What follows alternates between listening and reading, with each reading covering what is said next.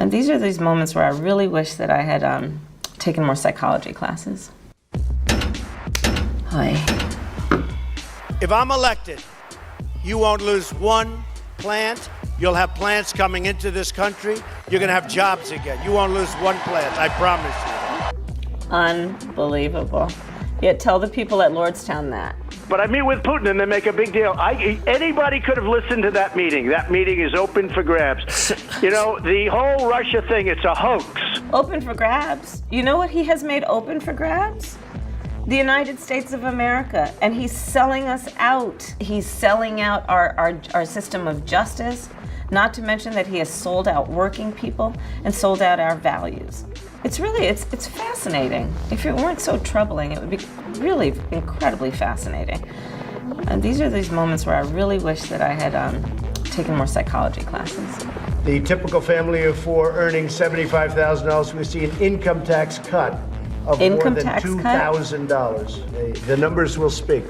Tax bill signed by the President of the United States cuts the taxes of the top 1% and the biggest corporations of America. 60 of the biggest corporations, no taxes last year. The president had often talked about fortifying a border wall with a water-filled trench stocked with snakes or alligators, prompting aides to seek a cost estimate. He wanted the wall electrified with spikes on top that would pierce human flesh. After publicly suggesting that soldiers shoot migrants if they threw rocks, the president backed off when his staff told him that was illegal. But later in a meeting, aides recalled he suggested that they shoot migrants in the legs to slow them down. That's not allowed either, they told him. He's talking about torture, and he's talking about maiming people, and he's talking about brutal acts of violence that would be caused by the government of the United States of America against people who are fleeing some of the worst injustices in the world. The most ridiculous thing I've ever heard. There was no collusion with Russia. Literally, Donald Trump plays Alec Baldwin so well. It's just amazing to watch. He's such a good actor. No and collusion. They say, I have the most loyal people. Did you ever see that? Where I could stand in the middle of Fifth Avenue and shoot somebody and I wouldn't lose any voters, okay? See, so Maya Angelou told us years ago, she said, listen to people when they tell you who they are the first time. And Donald Trump told us when he was running for president who he is. He thinks he can commit a crime in plain sight. That's what he's been doing since he's been president of the United States. He thinks he is above the law, but here's the thing I can tell you, and as a former prosecutor, I say this with great conviction. No one is above the law, including the President of the United States. That was a flashback to Vice President Harris in 2019 when she was running against Donald Trump for the first time, and that clip is resurfacing right now. It's going around online because it's important in this campaign that we draw the contrast between Donald Trump as a convicted felon and Kamala Harris as a career prosecutor fighting against corruption and criminals like Donald Trump. But another important line of contrast that we need to draw is that Donald Trump was a chaos candidate in 2016, 2020, and now 2024. He was also a chaos president. Every day was difficult because he would have us walking around uncertain of whether he was going to attack some world leader on Twitter or if he would put forth a new terrible policy. Whatever it may be, we were always unsure, walking around because of Donald Trump's failed leadership. That is not the case now because of Joe Biden and Kamala Harris, and that can continue if we re-elect Kamala Harris in November. But there is more contrast that can be drawn in this campaign, and it should be. This clip brings up that contrast on the Supreme Court and on reproductive freedom, and I think that we just need to check it out. Can you think of any laws that give government the power to make decisions about the male body?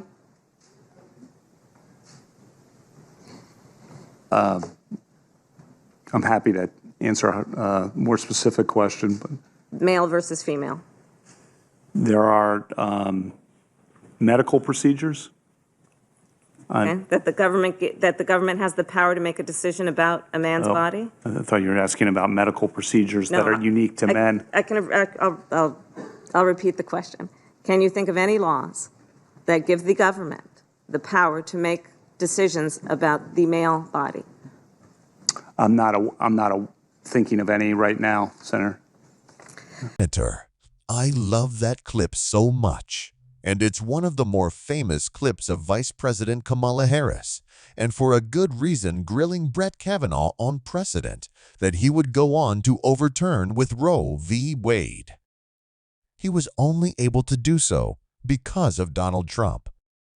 Now, of course, Donald Trump wants to run away from the fact that he has allowed women's reproductive freedoms to be attacked because of his presidency. He wants to say he's not responsible now, but of course, he's also said before that he was the person most responsible.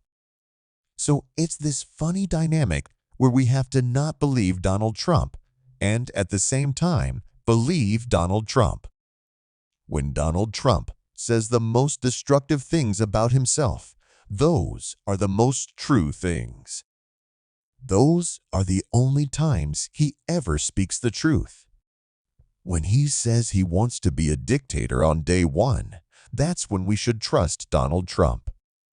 When he says he wants to destroy our democracy, that's when we should trust Donald Trump. All other instances, it's just lies, and we know that much. But this also brings up the important dynamic of where we want to be, where we need to be really in this election. Do we want to be moving backwards 25, 50, 75, 100 years with Project 2025, stripping reproductive rights, stripping civil liberties, and fundamental freedoms away from the American people? Or do we want to move forward? Do we want to focus on a future in which the Supreme Court is not as corrupt as it is now because there are judges who step down or retire and Kamala Harris is able to replace them? Do we want to exist in a world after this campaign where we can believe in our president still like we do right now with Joe Biden, but like we didn't with Donald Trump? When we can trust our president to respect an office that the Supreme Court has said is essentially being a king. They said the presidency is essentially being a king. So we need a president with the character to not abuse that office, but to use it to push our country forward, to make this a more perfect union. And I know we can trust Kamala Harris to do that because we have seen her successes as vice president. And we can trust her character to the actions that she's shown through the decades of public service that have been her career in politics. We can trust Kamala Harris. And, like I said, we can't trust Donald Trump. A clear example of not being able to trust Donald Trump comes to us straight from one of his more recent rallies. He's been doing a lot of them and saying a lot of crazy stuff that we've been covering on this channel. If you want to watch some of us debunking Donald Trump's lies from his rallies, make sure to hit the subscribe button and join this community that we are building. But let's get into this clip. Kamala's deadly destruction of America's borders is completely and totally disqualifying. She shouldn't even be allowed to run for president. What she's done, she's committing crimes. It's so funny to me that Donald Trump continues to bring up the issue of crime in debates, arguments, and speeches. Anytime that he talks about crime, it kind of makes me laugh because I know that Trump exists in this MAGA mindset that we talk about, this cognitive dissonance, that he doesn't really understand the concept of truth. But how can a convicted felon say that Kamala Harris shouldn't be able to run for president because she's committed crimes by allowing the bipartisan border deal not to pass because Donald Trump didn't want it to pass? Like, There's so much going on there. Any strife or problems at the border are the result of Donald Trump's failure and his direction of his MAGA Republicans in the House and Senate to not pass or vote for the bipartisan border deal. So it's funny for Donald Trump to say that's a crime that he did that, and it's Kamala Harris's fault, and therefore she shouldn't run, even though he himself is a convicted felon. Everything that Donald Trump has tried to say about Kamala Harris has turned around and bitten him in the butt so far in the past 72 to 96 hours of her official campaign, and I think this is what it's going to look like for the next 100 days. He's going to say, you know, she wasn't tough on crime enough, and he'll be tough on crime, but you're a convicted felon, Donald. It's just going to be a campaign of hypocrisy, and I'm excited to point it out on this show. Call out Donald Trump and support Kamala Harris's campaign. If you are as well, like I said, make sure that you hit that subscribe button and leave a like on this video. It really helps support what we are building here, and what we are building is so exciting.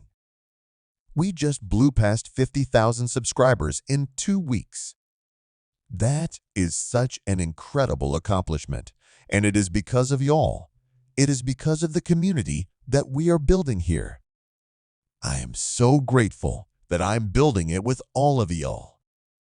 It means so much to me, and until next time, I will see y'all soon.